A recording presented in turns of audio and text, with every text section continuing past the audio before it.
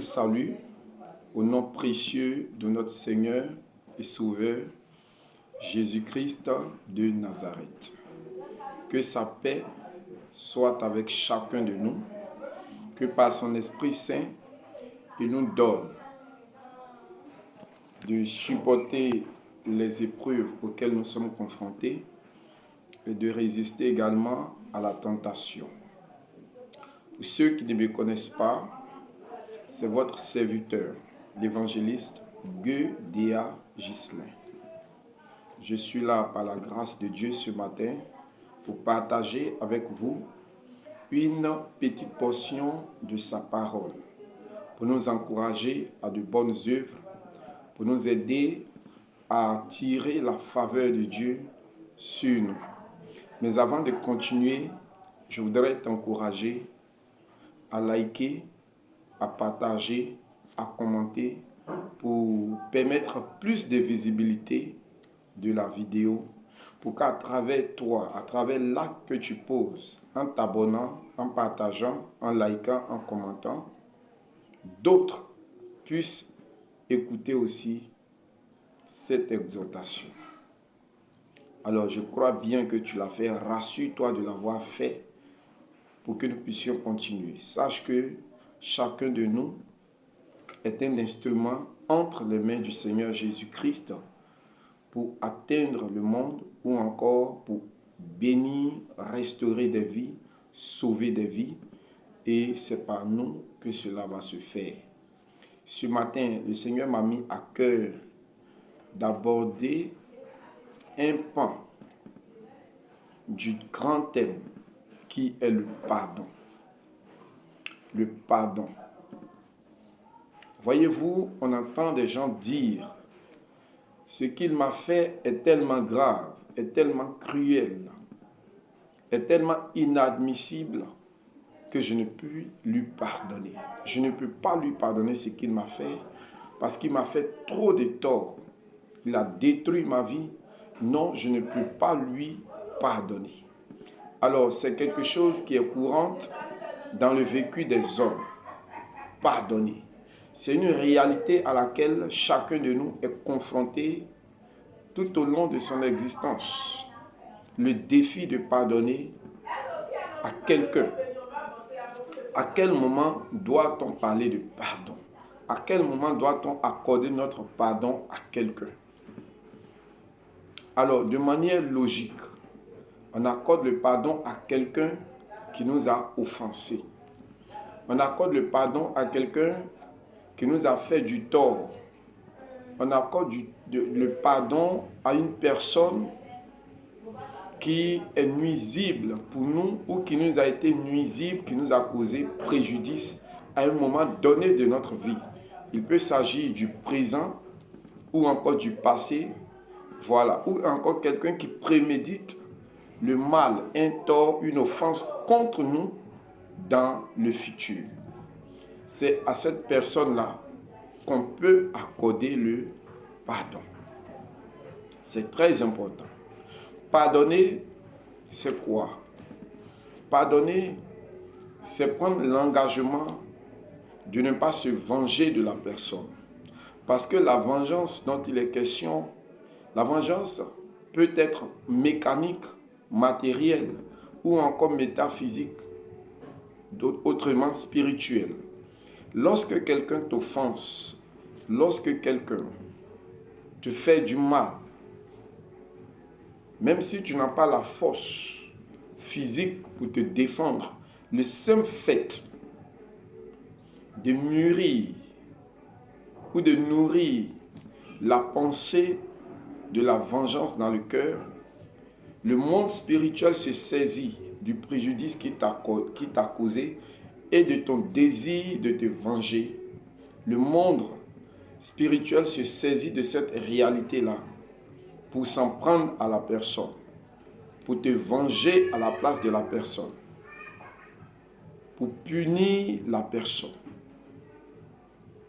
Donc, même quand tu ne poses pas un acte physique ou verbal pour te venger, mais le simple fait de garder le silence et de mettre dans son cœur un sentiment de vengeance future ou de souhaiter une mauvaise chose, le malheur de la personne, c'est déjà se venger. C'est déjà refuser de pardonner. Et il y a comme ça dans la vie des personnes qui ont été blessées, des personnes qui ont été offensées, des personnes qui ont subi des préjudices de la part de d'autres personnes qui portent le fardeau de la vengeance dans les cœurs, qui n'ont pas encore pardonné. Et depuis des années, ils portent ce fardeau. Ils nourrissent ça. Ils mugissent. Ils se disent que ce qu'il celui-là m'a fait, jamais je ne lui pardonnerai. Même dans ma tombe, je suis prêt à aller avec ce sentiment de vengeance, avec cette haine que j'ai contre lui, avec cette colère que je ressens à son égard. Et ces choses nous ferment la porte. Lorsqu'on refuse de pardonner, on s'auto-détruit soi-même. De manière physique,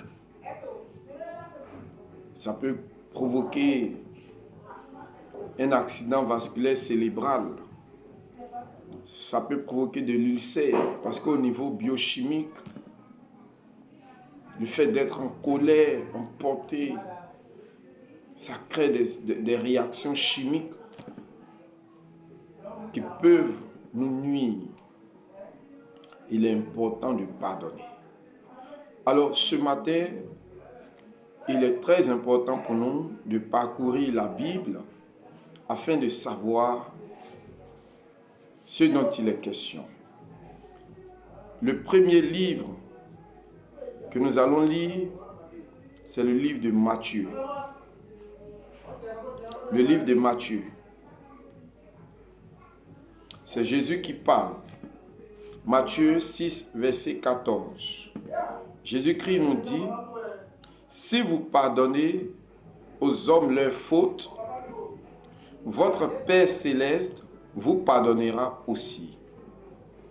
Mais si vous ne pardonnez pas aux hommes leurs fautes, votre Père céleste ne vous pardonnera pas non plus vos fautes. » Vous voyez, qui peut oser dire à Dieu qui n'a jamais offensé son prochain? Qui peut oser dire à Dieu qui n'a jamais offensé Dieu lui-même? Il y a une histoire dans la Bible qui est courante, qui est populaire. Il s'agit de la femme adultère. Une femme qui avait commis l'adultère, qui au regard de la loi de Moïse, devait être lapidée, devait être mise à mort. Et pendant que ses bourreaux, les justiciers, s'acharnaient sur elle, ils ont voulu mettre Jésus à l'épreuve. Ils se sont approchés de Jésus et lui ont posé la question suivante. « Seigneur, au regard de ce qu'elle vient de faire, l'adultère qu'elle vient de commettre, vu la loi que Moïse nous a prescrite, elle mérite la lapidation à mort. Toi, qu'en penses-tu? Est-il normal que la loi s'applique pour qu'on puisse la lapider? Ou qu'est-ce que tu dis? Ne veux-tu pas que la loi s'applique? » C'était pour prendre Jésus au piège. Ici, leur intention. Ils attendaient que Jésus leur dise « N'appliquez pas la loi ». Alors ils auraient eu un motif valable pour dire que Jésus est contre la loi. Parce que la loi de Moïse dans la société contemporaine juive au temps de Jésus-Christ, c'était l'essence même de leur société. C'est sur cette loi-là que reposait l'ensemble de la société israélienne ou israélite d'alors. Jésus va leur dire quelque chose.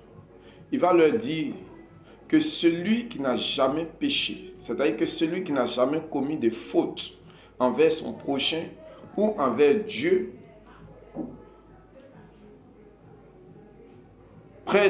soit la première à prendre une pierre pour lapider cette femme coupable.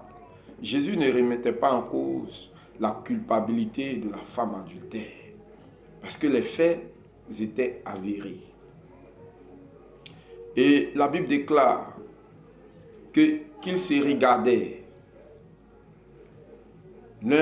les uns les autres et ils laissaient tomber les pierres qu'ils avaient déjà en main, qui étaient destinées à la lapidation de cette femme. Et chacun se retournait, s'en allait. Alors c'est dire que tout le monde, chacun de nous est conscient d'une chose. Elle n'est pas propre devant Dieu. Elle n'est pas innocente devant Dieu. Elle ne peut pas prétendre de n'avoir jamais péché contre Dieu ou contre son prochain. Parce que même par ignorance, on pêche. Par omission, on pêche. On fait ce qui est mal.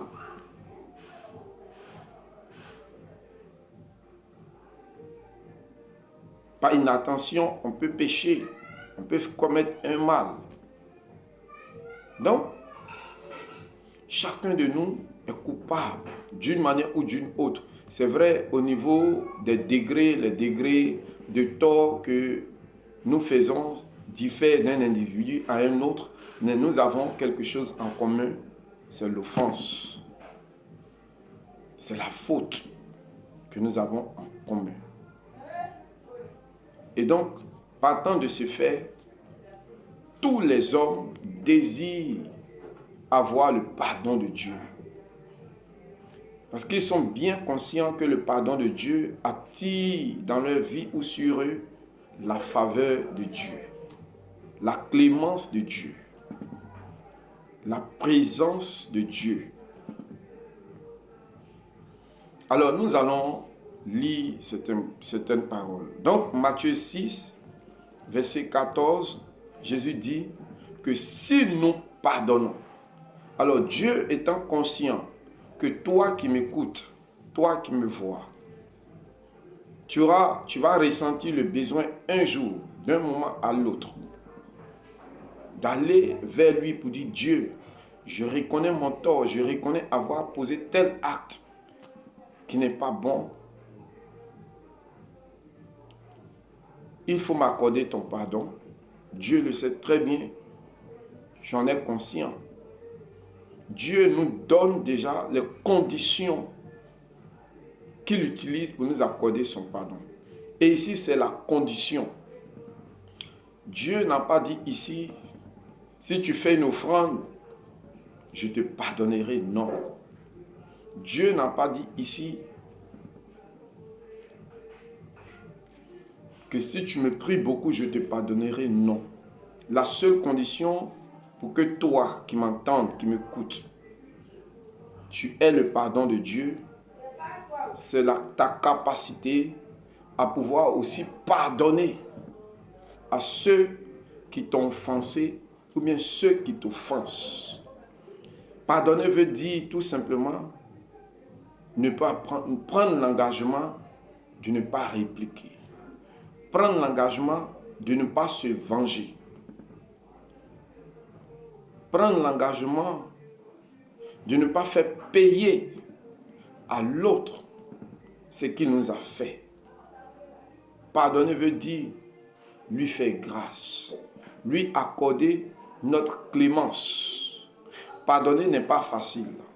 Pardonner est douloureux. Parce que lorsque vous pardonnez, vous ressentez, quand vous voulez pardonner, il y a un sentiment de faiblesse qui traverse votre esprit. Vous comprenez? Est-ce par faiblesse que je lui accorde ma clémence ou que je dois pardonner? Parce que votre pardon peut être interprété par le monde extérieur ou par ceux qui vous regardent comme un acte de faiblesse. C'est humiliant parfois. Et c'est très douloureux de ne pas se venger lorsqu'on a été offensé. C'est très douloureux de ne pas faire payer à l'autre ce qui nous a fait de mal. Ça demande beaucoup d'efforts, ça demande beaucoup de sacrifices, ça demande du courage, mais surtout, ça nous demande notre attachement à Dieu. On ne pardonne pas pour notre plaisir, mais on pardonne pour faire plaisir à Dieu qui nous a demandé de pardonner. On ne prend pas l'engagement de ne pas se venger par faiblesse, non. Mais on décide de ne pas se venger, de ne pas faire payer à l'autre son tort envers nous, par amour pour Dieu, par crainte de Dieu. Et ce matin, Jésus-Christ t'encourage. Dieu t'encourage à pardonner. Si tu avais quelque chose dans le cœur, ou tu as quelque chose dans le cœur contre quelqu'un qui t'aura offensé, il faut lui pardonner. Il ne faut pas rentrer dans l'année nouvelle avec ce sentiment de vengeance enfoui en toi. Il faut aller au pied de Dieu, de Jésus-Christ, pour lui dire, Seigneur, j'ai très mal pour ce qu'on m'a fait, pour le tort que j'ai subi. C'est difficile pour moi de pardonner, mais je te prie de m'aider à pardonner, parce que c'est ta volonté pour moi que je pardonne. Il dit, ne vous vengez pas vous-même. Lorsqu'on refuse de pardonner, on veut se venger. Jésus-Christ dit, ou Dieu te dit de ne pas te venger toi-même, mais de laisser à lui, Dieu, le soin de ta vengeance. Ne te rends pas justice. Laisse Dieu te rendre justice. J'ai un frère qui me disait dans le temps, lorsque Dieu prend ta défense, avant que ton adversaire ne se déshabille, c'est-à-dire ne se mette dans les conditions pour t'affronter, il est déjà au sol. Parce que Dieu, lorsqu'il te venge avec une efficacité extrême. Alors, ne te venge pas toi-même. Pendant que tu es en train de vivre, pendant que tu es en train de dire dans ton cœur que toi, tu n'as pas péché, que toi, tu n'as offensé personne, pendant que tu attends la faveur de Dieu, regarde, je vais te révéler quelque chose qui est en train de se passer dans le monde spirituel à propos de toi. Donc, ne pas pardonner même, tu te mets en danger toi-même. Ne pas pardonner, tu t'exposes à la destruction. Tu t'exposes à la domination du diable. Tu te détruis. Tu te fermes les portes. Tu attires sur toi la malédiction, la colère de Dieu et la fureur du diable lorsque tu refuses de pardonner.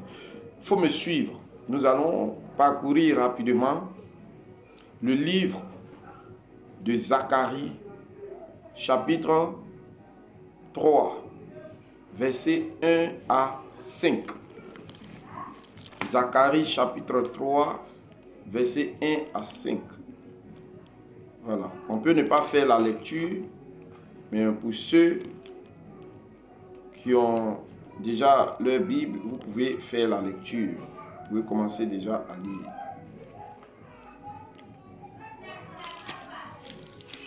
J'ai une Bible ici. C'est Zacharie 3, versets 1 à 5.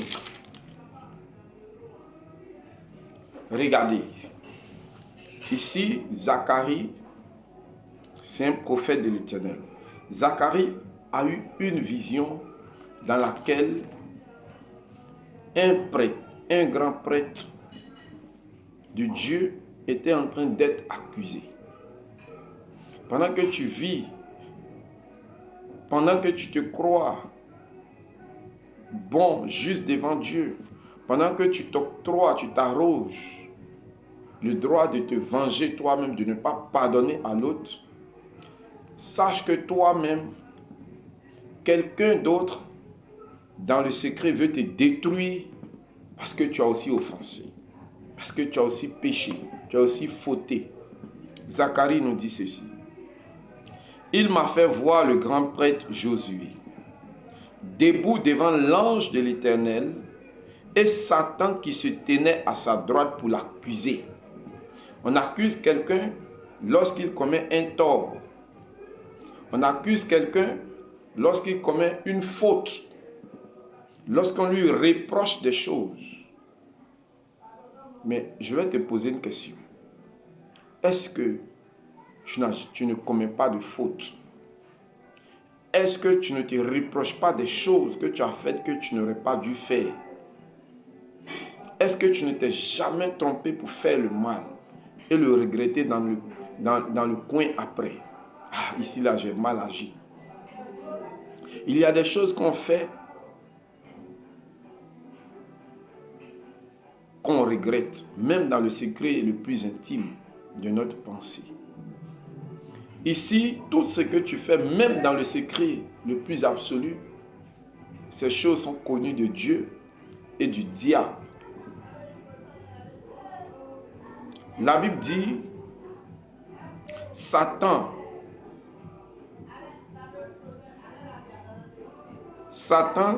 se tenait là pour l'accuser, pour dire à Dieu, Monsieur Jérôme que vous voyez,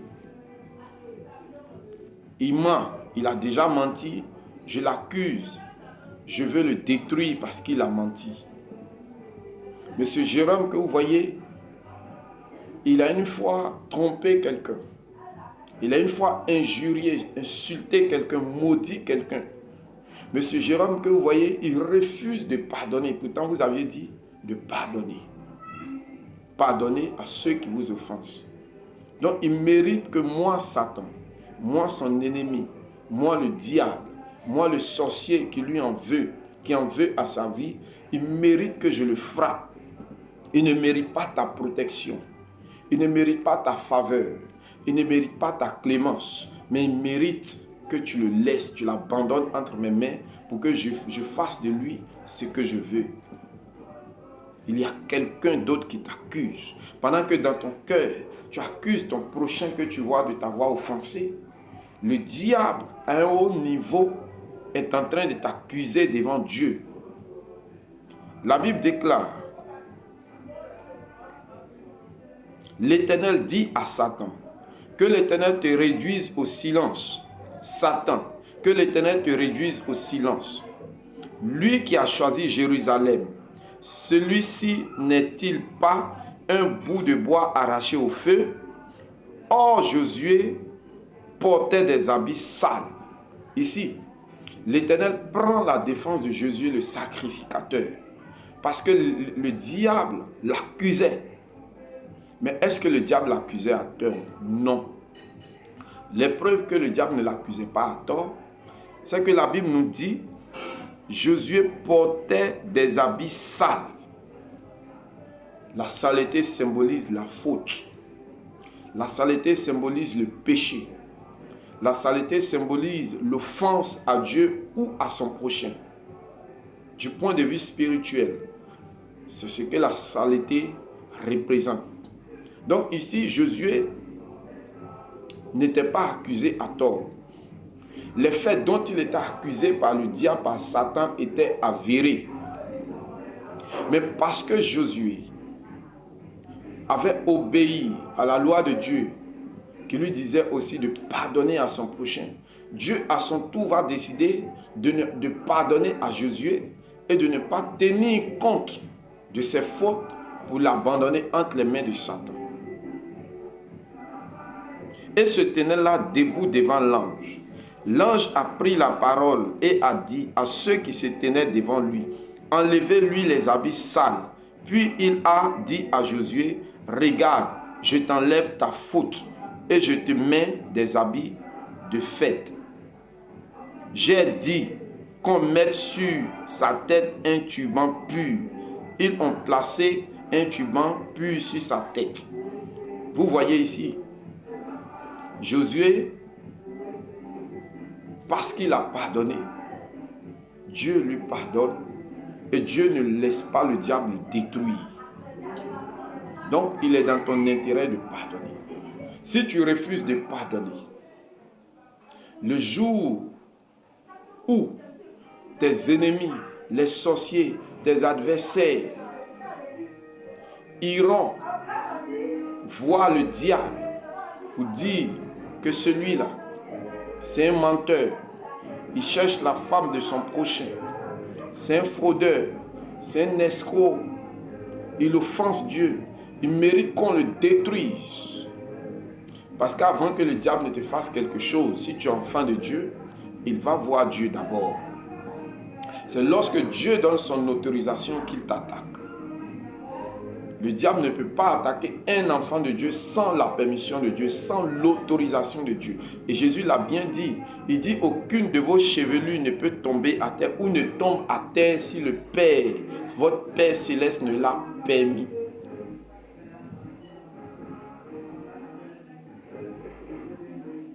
Mais si tu refuses de pardonner, ton Père céleste, qui à son tour refusera de te pardonner, laissera l'accusateur, l'ennemi, le diable, le malheur fondre sur toi comme un fauve qui fond sur sa proie, sans que Dieu n'intervienne, sans que Dieu ne t'accorde sa clémence.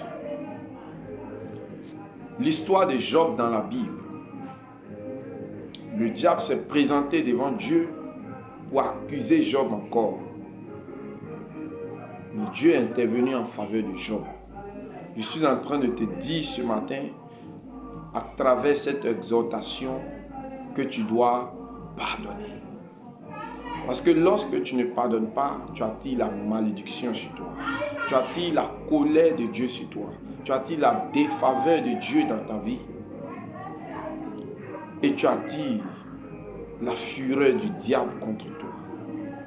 Pardonne. Je ne sais pas ce qu'on t'a fait. Ça fait des années que quelqu'un t'a blessé profondément. Ça fait des années que quelqu'un t'a offensé. Même pendant que je parle, quelqu'un vient de t'offenser. Quelqu'un a promis t'offenser. Toi, ne l'offense pas. Ne te venge pas. Ne refuse pas de lui pardonner. Je sais que c'est difficile de pardonner. C'est douloureux de pardonner. Ça peut être interprété par notre entourage comme une attitude de faiblesse, de peur. Mais non, la Bible dit que celui qui s'abaisse, Dieu l'élève. Mais celui qui refuse de pardonner quelque part est quelqu'un qui est orgueilleux, quelqu'un qui s'auto-suffit selon lui, qui se croit fort. La Bible déclare que cette personne sera abaissée, elle sera humiliée. Il faut pardonner à celui qui t'a fait quelque chose, qui t'a blessé, qui t'a détruit, qui t'a offensé. Ne laisse pas le sentiment de vengeance, les rancœurs envahir ton être, les empoisonner et te détruire. N'entre pas dans l'année nouvelle 2025 avec le sentiment de vengeance dans ton cœur, avec les rancœurs dans ton cœur, avec le refus de pardonner. Libère-toi. Ça va libérer ton âme. Ça va libérer ta vie. Ça va attirer la grâce, la lumière, la présence de Dieu dans ta vie. Lorsque tu refuses de pardonner, le diable te détruit. C'est une porte que tu ouvres. C'est un accès à ta vie que tu donnes au diable. Mais lorsque tu pardonnes, l'accès est interdit au diable. Est interdit au diable. Parce que Dieu est là pour te garder, pour défendre ta cause. Même quand tu ne mérites pas qu'il intervienne, même quand tu es coupable et que le diable, ton ennemi, a le plein droit de te détruire parce que tu as pardonné, sur le principe du pardon réciproque, parce que tu as pardonné, Dieu, lui, t'accorde son pardon et défend ta cause. Tu as peut-être offensé une autre personne qui cherche à se venger de toi. Mais toi, commence par pardonner déjà celui qui t'a fait du tort. Et Dieu préparera le cœur de celui que tu as offensé pour qu'il puisse t'accorder à son tour son pardon. Alors voici ce que le Seigneur m'a mis à cœur de partager avec vous ce matin. Soyons bénis. Je souhaite bonne journée du samedi, si j'ai bonne mémoire, 21 décembre 2024 à chacun de nous. Pardonnons. Pardonner, c'est une force. Pardonner, c'est une grâce. Pardonner, c'est une puissance. La Bible déclare que la parole de Dieu est une puissance pour ceux qui sont sauvés. Lorsque tu écouteras cette parole qui vient de Dieu, lorsque tu la mettras en pratique, ou si tu la mets en pratique, tu verras qu'elle va libérer la puissance de Dieu dans ta vie. Mais celui qui va refuser de pardonner, d'appliquer la parole de Dieu à sa vie, la Bible déclare qu'elle est une folie pour celui qui périt, qui trouve que c'est insensé de pardonner, celui qui pense que, oui, c'est irresponsable de pardonner, c'est insensé de pardonner, c'est faire preuve de faiblesse, de lâcheté. La Bible déclare que c'est une folie. C'est une personne qui est sur la route de la destruction. Et celui qui s'humilie, qui malgré les douleurs qu'elle ressent, les douleurs profondes qu'elle ressent, suite à l'offense qui lui a été faite, la grâce de Dieu est sur sa vie. Prie pour que Dieu te donne la force de pardonner. Prie pour que Dieu te donne la force de ne pas te venger. Ce n'est pas facile. Moi-même qui parle, il m'arrive de pleurer, de dire Seigneur, j'ai très mal, j'ai mal, mais soutiens-moi, donne-moi la force, donne-moi le courage de pardonner, donne-moi la capacité de pardonner. Parce que Dieu a été le premier à nous pardonner.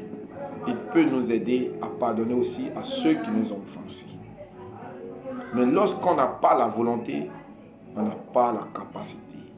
Parce que c'est Dieu qui donne la capacité. Lorsque Dieu voit la volonté, la détermination pour nous de pardonner, la nécessité pour nous de pardonner, il nous donne la capacité de le faire. Shalom, sois béni, sois béni.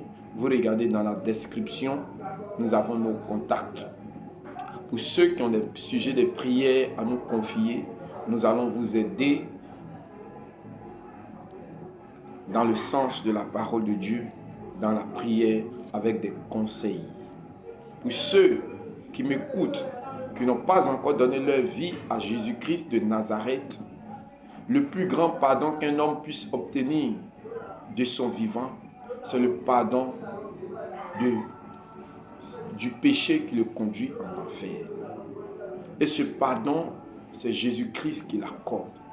Celui qui accepte Jésus-Christ comme son sauveur personnel et son Seigneur obtient le pardon de Dieu. Il n'est plus tenu coupable des faits qu'il a commis, qui méritait ou qui mérite qu'il soit condamné à aller en enfer. Mais le pardon de Dieu va automatiquement déclencher la vie éternelle dans sa vie. C'est pourquoi je t'encourage à donner ta vie à Jésus-Christ pour recevoir le pardon de tes péchés. Dans le livre des Actes des Apôtres, à mon avis c'est le chapitre 3, Pierre a dit, nous allons lire, Dieu sans tenir compte des temps d'ignorance annonce à tous les hommes qu'ils ont à se repentir pour obtenir sa grâce, son pardon. Alors je vais lire rapidement, c'est important.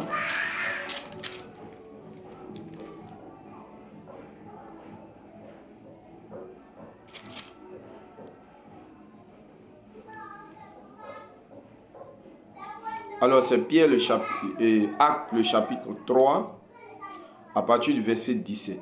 Pierre dit ceci. Maintenant, frères, je sais que vous avez agi par ignorance, tout comme vos chefs. Mais Dieu ainsi accomplit ce qu'il avait annoncé d'avance par la bouche de tous les prophètes à savoir que son Messie devrait souffrir. Changez donc d'attitude et convertissez-vous pour que vos péchés soient effacés. Alors des temps de rafraîchissement viendront de la part du Seigneur et il enverra le Messie qui vous était destiné, Jésus. C'est lui que le ciel doit accueillir jusqu'au moment de la restauration totale dont Dieu a parlé depuis longtemps par la bouche de tous ses saints.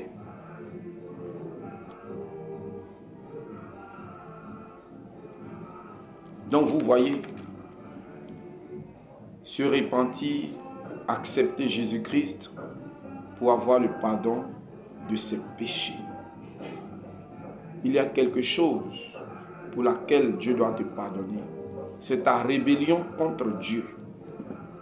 Si tu as déjà menti, volé, insulté, fraudé, maudit, estorqué,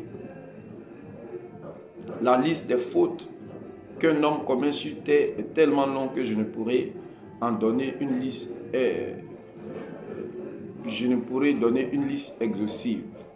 Mais chacun de nous a fait quelque chose qui mérite qu'il aille en enfer. C'est la plus grande punition. C'est la plus grande colère de Dieu dans la vie d'une personne, l'enfer. Mais si tu acceptes Jésus-Christ, le Seigneur t'accordera son pardon. Et ce pardon fera en sorte que tu n'ailles pas en enfer après ta mort. Parce que tu n'auras pas à répondre de tous tes actes devant Dieu. Merci, bonne journée.